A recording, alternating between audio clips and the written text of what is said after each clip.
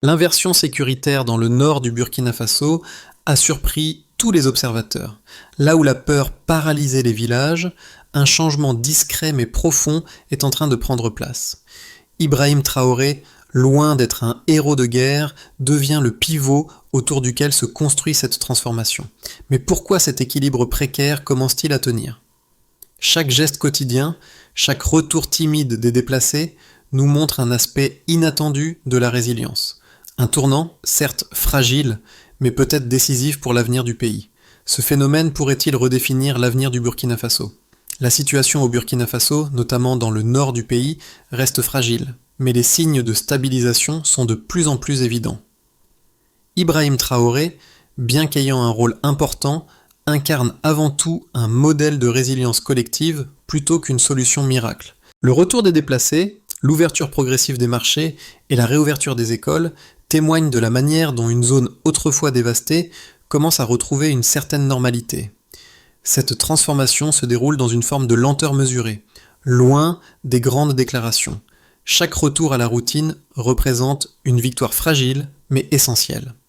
Cependant, cette stabilité reste conditionnée à des éléments cruciaux: la continuité de la sécurité sur le terrain, la régularité des services de base et la reconstruction progressive des infrastructures.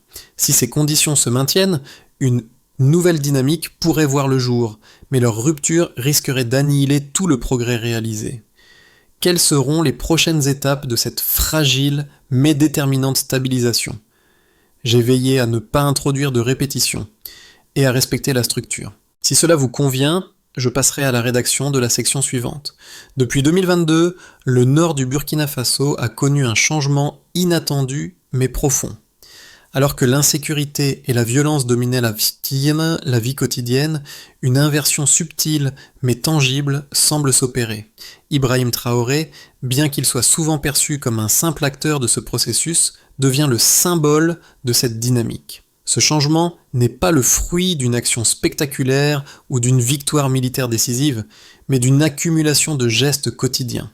La réouverture des marchés, la reprise régulière de l'enseignement dans des écoles précaires et surtout le retour des déplacés marquent des étapes importantes. Chaque retour de famille dans les villages est un signe que la peur recule lentement mais sûrement. Le processus s'est enclenché avec une phase de sécurisation.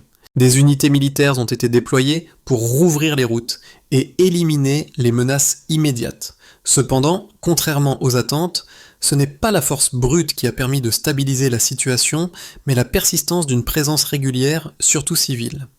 La phase suivante, l'ancrage, a été marquée par la constance des patrouilles et des équipes civiles qui, jour après jour, ont rétabli la confiance.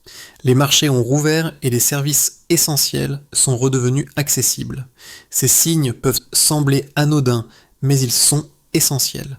Pour les habitants, le retour à la normalité ne passe pas par des promesses politiques, mais par des gestes simples, quotidiens. L'école ouverte régulièrement, la possibilité de se rendre au puits sans crainte, la reprise du commerce, tous ces gestes ont construit un socle fragile, mais solide, sur lequel les communautés ont pu se reconstruire. Ces micro-stabilités, aussi petites soient-elles, ont transformé la dynamique sur le terrain. Si ce processus continue, pourrait-il redessiner durablement la carte sociale et économique du Burkina Faso ? Dans cette phase de transformation progressive, le rôle de Ibrahim Traoré est loin d'être celui d'un sauveur isolé, mais plutôt celui d'un catalyseur. Ses actions sont moins visibles que celles des militaires, mais elles sont tout aussi déterminantes pour la stabilisation. Les premiers signes de changement ont été subtils.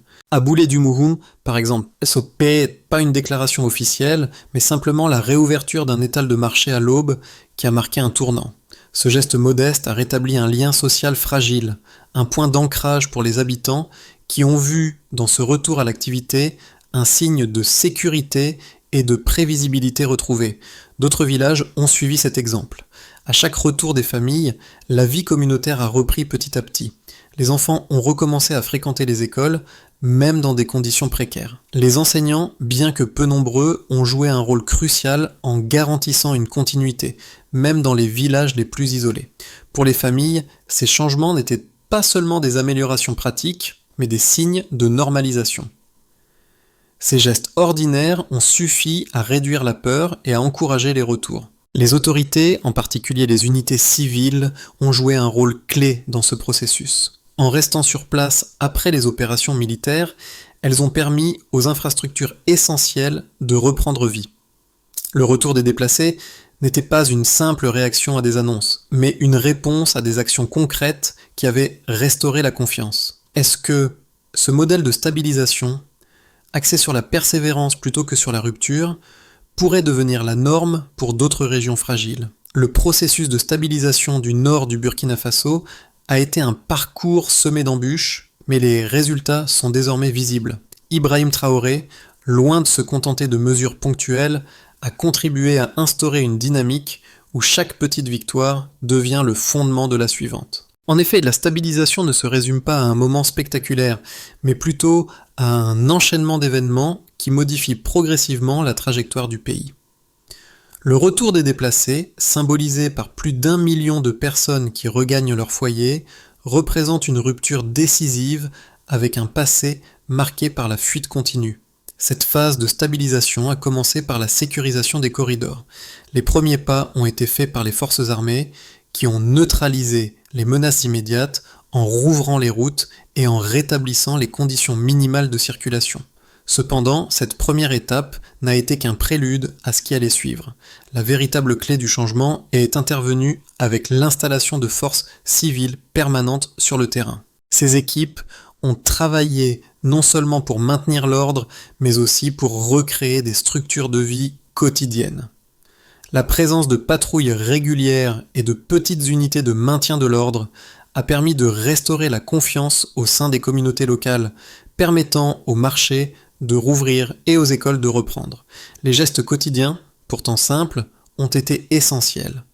À chaque fois qu'un marché ouvrait, même pour une journée, il devenait un symbole tangible de retour à la normalité.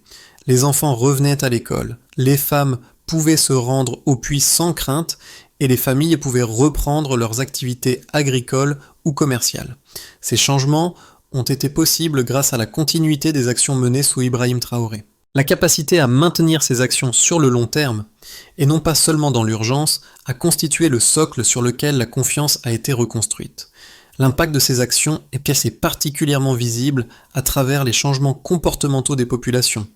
La peur, bien que toujours présente, n'organise plus chaque geste de la vie quotidienne.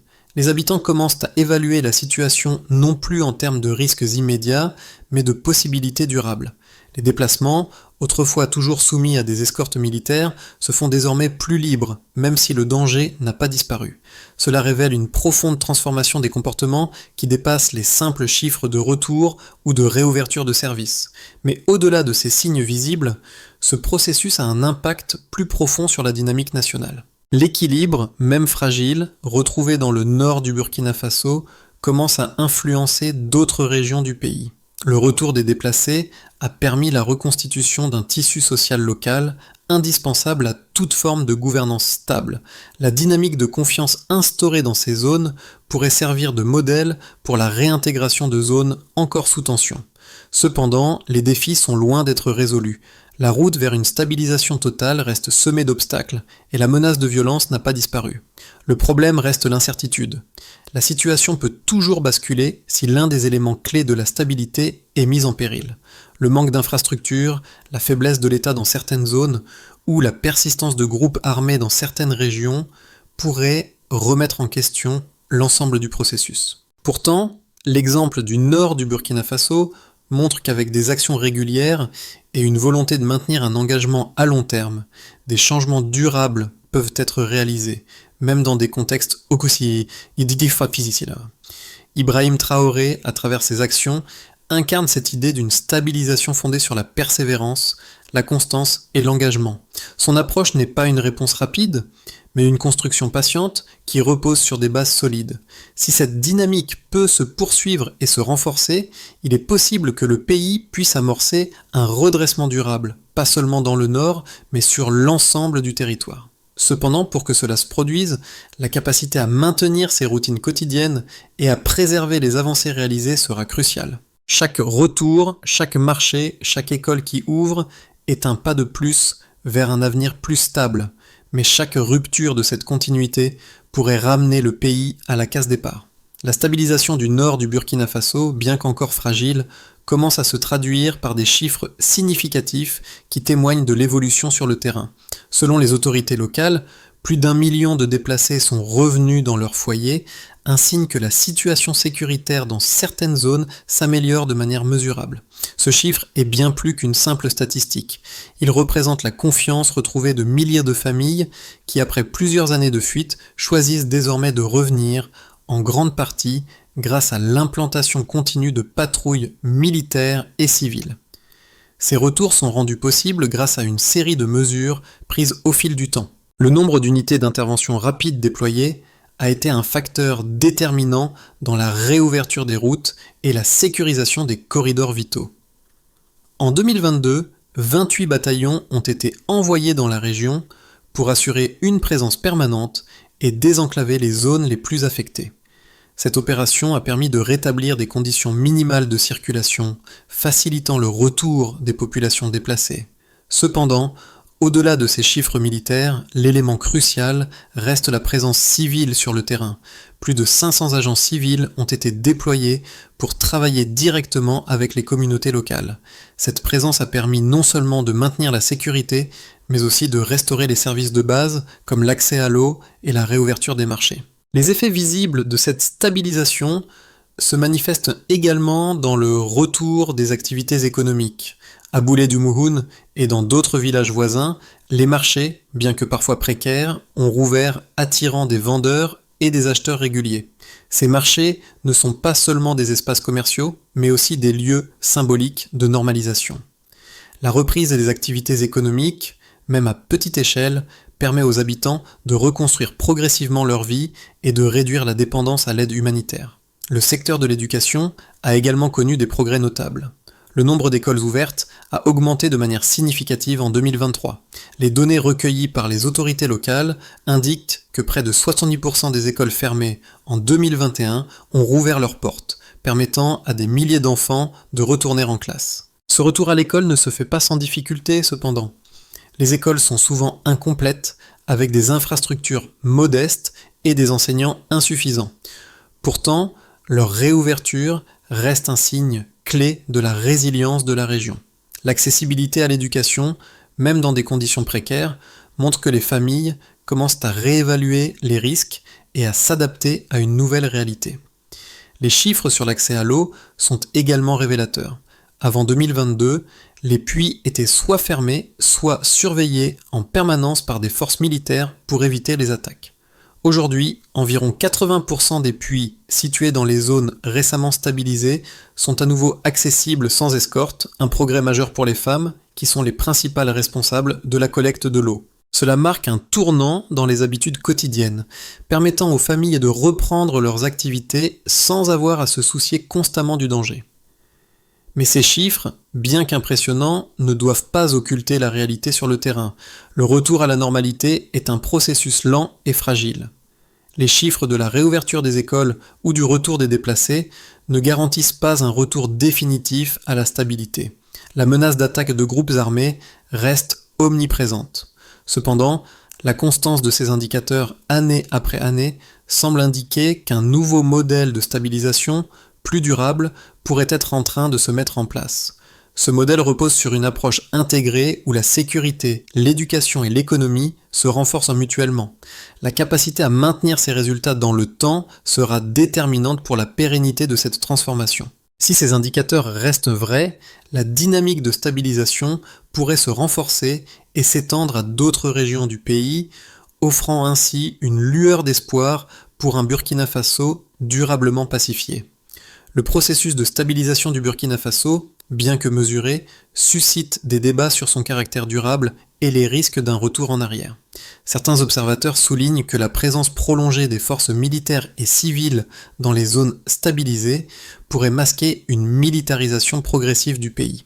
Selon cette analyse, la réouverture des marchés et la reprise des activités économiques ne seraient que des phénomènes temporaires, dépendant d'une présence sécuritaire constante. Ces signaux bien que positif, pourrait dissimuler une réalité plus complexe, une dépendance accrue à l'armée et à l'État pour maintenir la stabilité. La question qui se pose alors est de savoir si cette stabilité fragile pourra tenir sans une présence militaire omniprésente, et si les retours des déplacés sont réellement un signe de normalisation ou simplement une forme de survie sous surveillance. D'autres, en revanche, défendent l'idée que cette stabilisation repose avant tout sur les comportements des habitants et leur capacité à se réapproprier progressivement leur territoire.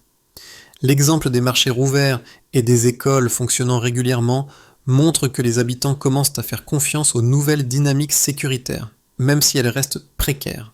Ces changements de comportement, même s'ils sont petits, sont considérés comme des indicateurs de résilience sociale. Le retour des familles déplacées, loin d'être une simple réaction à un environnement sécuritaire plus calme, est vu comme un acte volontaire de réaffirmation de l'autonomie. La confiance croissante dans la sécurité, même minimale, permet aux habitants de rétablir des routines quotidiennes, ce qui, à long terme, pourrait transformer la dynamique du pays. La question est donc de savoir si ces comportements peuvent devenir suffisamment ancrés pour dépasser la phase de sécurité active et se transformer en une stabilité durable. Le modèle de stabilisation observé au Burkina Faso repose sur un équilibre délicat entre la gestion des menaces immédiates et la construction d'une confiance progressive, fondée sur des actions continues et visibles. La stabilisation ne se construit pas seulement sur des chiffres, mais sur des changements réels dans la vie des gens. La possibilité de vivre sans être constamment sous la menace d'attaque. Si cette dynamique se poursuit, il est possible que le Burkina Faso devienne un modèle de transition dans des contextes similaires, où la sécurité n'est pas imposée de l'extérieur, mais construite sur la confiance et la réciprocité entre les citoyens et l'État. Mais si cette stabilité fragile se brise, le pays pourrait être confronté à une nouvelle phase d'incertitude, dont il sera difficile de sortir sans un changement profond des dynamiques sociales et politiques. La stabilisation du Burkina Faso, bien que notable, reste une aventure fragile. Il ne suffit pas de rouvrir les marchés ou de rétablir les services essentiels pour garantir un retour à la normale. Chaque étape doit être soutenue par des actions continues et mesurées. Le défi aujourd'hui est de préserver cette dynamique. Les signes de succès sont présents, mais il reste des obstacles à surmonter, notamment la menace de groupes armés et la dépendance persistante à une présence sécuritaire. Ce qui est en jeu ici, c'est la capacité du pays à maintenir cette stabilité sans recourir à des mesures coercitives. Ibrahim Traoré a amorcé un processus de transformation, mais il faut désormais que l'ensemble des acteurs, des citoyens aux autorités locales, prennent part à cette stabilisation. L'appel à l'action ne concerne plus seulement la sécurité militaire, mais aussi la réaffirmation des structures sociales locales. L'engagement des communautés, l'amélioration continue des infrastructures et la mise en place de solutions durables sont essentiels pour éviter une nouvelle déstabilisation. La question est simple. Comment prolonger cette dynamique et la rendre irréversible ? Il faudra des efforts soutenus pour que cette transition ne soit pas un feu de paille, mais un processus durable et solidement ancré dans les habitudes quotidiennes des Burkinabés. Les effets de la stabilisation du Burkina Faso se mesurent non seulement à travers des indicateurs chiffrés, mais surtout à travers les changements réels dans la vie des populations. Dans le nord du pays, les conséquences sont tangibles. Les familles qui revenaient timidement il y a quelques mois sont désormais nombreuses à avoir retrouvé leur foyer. Ce retour n'est pas le fruit d'une simple situation sécuritaire améliorée, mais plutôt celui d'une transformation profonde des comportements et des attentes. Les retours massifs des déplacés sont la manifestation d'un changement de mentalité. Les habitants commencent à croire que leur territoire peut de nouveau devenir un lieu sûr, où les enfants peuvent grandir, où le commerce peut prospérer et où la vie quotidienne peut reprendre. Dans cette dynamique, les marchés jouent un rôle crucial. Au-delà de leur fonction économique, ils représentent des espaces où la normalité peut s'ancrer. À Boulé du Mouhoun, le marché des Pestillo est devenu le centre autour duquel les échanges sociaux et économiques se réorganisent. Les femmes, souvent premières concernées par les tâches quotidiennes, peuvent de nouveau se rendre au marché sans crainte, une étape essentielle pour la reconstruction du tissu social local. Le commerce, même modeste, est un signal fort de la normalité retrouvée. Il permet de rétablir un certain équilibre, d'attirer à nouveau les vendeurs et les acheteurs et de faire circuler les biens nécessaires à la survie des communautés. L'accès à l'eau est un autre indicateur clé. Avant 2022, l'accès aux puits était une activité à haut risque, nécessitant souvent une escorte armée. Aujourd'hui, l'évolution est frappante. Près de 82 des puits sont désormais accessibles sans escorte, permettant aux femmes de se rendre au point d'eau en toute sécurité. Ce changement, bien que modeste, transforme la vie quotidienne. Il permet une plus grande liberté de mouvement, réduit la dépendance aux escortes militaires et renforce la confiance des populations dans la normalisation de leur quotidien. L'éducation, bien que toujours précaire, a également vu une reprise importante. Les écoles, même avec des infrastructures limitées, ont rouvert leurs portes, permettant à des milliers d'enfants de retourner en classe. La reprise des cours, même dans des conditions difficiles, est un signe concret de l'ancrage progressif de la stabilité. Ces enfants, souvent privés d'éducation pendant des années, peuvent enfin retrouver une certaine routine, un signe de l'espoir retrouvé dans un pays marqué par des années d'incertitude. Les retours ne concernent pas seulement les populations déplacées, mais aussi les acteurs économiques locaux. Les coopératives agricoles, les petits commerçants et les artisans, autrefois contraints de fuir ou de suspendre leurs activités, retrouvent peu à peu leur place dans les dynamiques économiques locales. La réouverture des marchés est une première étape, mais c'est la régularité de leur fonctionnement qui en fait un indicateur durable. Ce sont des cycles de vie locaux qui se réinstallent lentement mais sûrement, apportant avec eux une forme de prévisibilité à des populations qui vivaient auparavant dans l'incertitude constante. Ainsi, les conséquences pratiques de cette stabilisation vont bien au-delà des simples retours et réouvertures. Elles touchent le cœur même de la vie quotidienne des Burkinabés. Et c'est dans ces petites choses, l'eau qui coule, les enfants qui vont à l'école, le marché qui rouvre, que se joue la véritable mesure de la stabilisation. Bien sûr, des défis demeurent, et la situation reste fragile, mais ces changements progressifs, aussi modestes soient-ils, sont porteurs d'un espoir tangible pour l'avenir du Burkina Faso. À court et moyen terme, plusieurs scénarios sont envisageables pour le Burkina Faso. Chacun d'eux dépendra de l'évolution de la situation sécuritaire, des politiques locales et des dynamiques sociales qui émergeront dans les mois à venir. Bien que l'avenir reste incertain, 3 trajectoires principales peuvent être identifiées, chacune ayant des implications profondes pour la stabilité du pays. Le premier scénario envisage une continuité de la situation actuelle. Dans cette hypothèse, la stabilisation progresse par paliers. Les corridors sécurisés restent ouverts, permettant la poursuite des retours des déplacés et la réouverture progressive des services essentiels. Les forces militaires et civiles maintiennent leur présence, garantissant une sécurité suffisante pour que les populations puissent continuer à reconstruire leur quotidien. Les marchés fonctionnent régulièrement et les écoles restent ouvertes, bien que dans des conditions précaires. Ce scénario privilégie la lente évolution vers la normalité, sans grande rupture ni événements spectaculaires. Cependant, la menace d'attaques de groupes armés demeure et la dépendance à une présence sécuritaire soutenue pourrait rendre cette stabilité fragile. Les autorités devront être vigilantes pour maintenir l'équilibre et prévenir tout dérapage. Le second scénario est celui d'une consolidation sans rupture majeure. Ici, la stabilisation prend une forme plus robuste. Les infrastructures de base, telles que les puits et les routes secondaires, deviennent plus fiables et fonctionnent sans interruption majeure. Les écoles bénéficient de ressources supplémentaires et les coopératives locales renforcent les liens économiques entre villages. Le tissu social se densifie grâce à une participation croissante des communautés locales. La résilience sociale s'améliore et les habitants commencent à se libérer de la peur qui a longtemps dicté leurs décisions.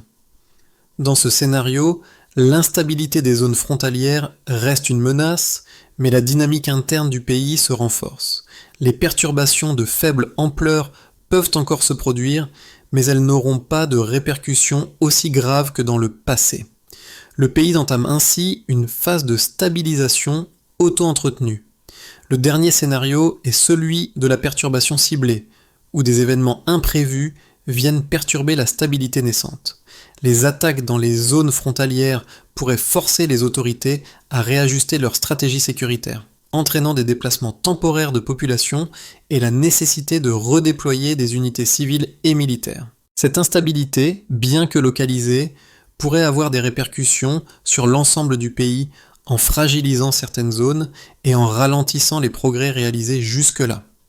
Cependant, dans ce scénario, la capacité des communautés à se réorganiser et à adapter leurs habitudes pourrait limiter les effets négatifs. La résilience des populations face au choc sera mise à l'épreuve, mais elle pourrait offrir des solutions innovantes pour surmonter les défis. Dans tous les cas, quel que soit le scénario, la clé de la stabilité durable réside dans la continuité des actions et dans la capacité des autorités locales à renforcer les mécanismes de gouvernance. Les infrastructures, bien que souvent fragiles, doivent être soutenues et les communautés locales doivent continuer à jouer un rôle central dans la gestion de leur sécurité et de leurs ressources. Si cette dynamique de coopération continue, il est possible que le Burkina Faso puisse avancer vers une normalisation durable. La stabilisation du Burkina Faso n'affecte pas seulement les structures gouvernementales et sécuritaires, mais a également des répercussions profondes sur les différents groupes sociaux du pays. Chaque étape du processus de stabilisation touche de manière distincte les populations qui composent le tissu social du pays, de manière à la fois immédiate et durable. Pour les populations déplacées, la réouverture des marchés, la reprise des services de base et l'amélioration progressive de la sécurité ont permis un retour à une vie plus stable. Cependant, le retour à la normalité n'est pas exempt de défis. Les conditions de vie restent souvent précaires et l'intégration dans les communautés d'accueil n'est pas toujours aisée. Le manque d'infrastructures, les tensions sociales et la réorganisation des services rendent cette transition difficile, mais elle est un signe de résilience face aux difficultés. Les femmes, particulièrement affectées par l'insécurité et les déplacements, jouent un rôle clé dans cette stabilisation. En retrouvant l'accès au marché et à l'eau sans escorte, elles récupèrent une certaine autonomie. Cependant, leur travail quotidien reste ardu et souvent invisible. Leurs contributions, qu'il s'agisse de la gestion des ressources domestiques ou de la participation à l'économie locale, sont essentielles à la reconstruction de la vie quotidienne. Les jeunes, quant à eux, sont peut-être les plus influencés par ces transformations. Le retour à l'école est crucial pour la réintégration de cette génération. Même si les infrastructures sont limitées et les enseignants rares, l'accès à l'éducation représente un espoir pour un avenir plus stable et plus prospère. La reprise des formations et des activités économiques, même à petite échelle, offre aux jeunes une nouvelle perspective sur leur avenir. Les communautés rurales, enfin, sont les bénéficiaires directs de cette dynamique de stabilisation. Leur autonomie est renforcée grâce à la reprise des activités agricoles et commerciales. Cependant, le défi de la résilience reste constant, car ces populations sont constamment confrontées à des défis en matière de sécurité, de ressources naturelles et d'accès aux services de base. Ainsi, chaque groupe social au Burkina Faso est affecté par ce processus de stabilisation, à la fois par ses bénéfices directs et ses difficultés persistantes. La clé pour maintenir cette dynamique réside dans la capacité des autorités à impliquer pleinement ces groupes dans le processus de reconstruction et à garantir que les progrès réalisés profitent à tous, sans exception. Le chemin vers une stabilisation durable au Burkina Faso ne peut se résumer à une simple reconquête territoriale ou à des interventions ponctuelles.